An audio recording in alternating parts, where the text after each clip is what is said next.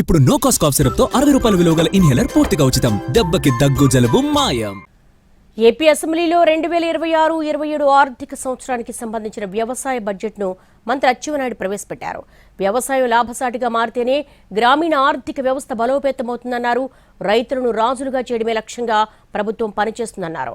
నీటి భద్రత, డిమాండ్ ఆధారిత పంటల సాగు, అగ్రి టెక్నాలజీ, ఫుడ్ ప్రాసెసింగ్ రంగాలకు ప్రభుత్వం అధిక ప్రాధాన్యం ఇస్తోందన్నారు. వ్యవసాయం లాభసాటిగా మారితేనే గ్రామీణ ఆర్థిక వ్యవస్థ బలపడుతుంది. గ్రామీణ ఆర్థిక వ్యవస్థ బలంగా ఉంటేనే రాష్ట్రం ఆర్థికంగా సుభిక్షంగా ఉంటుంది.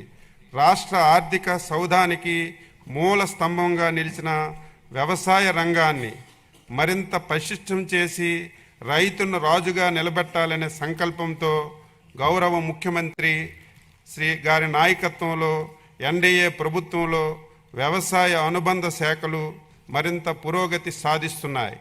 యువత వ్యవసాయం వైపు మరలాలి అంటే వ్యవసాయం లాభదాయ వృత్తిగా మారాలి.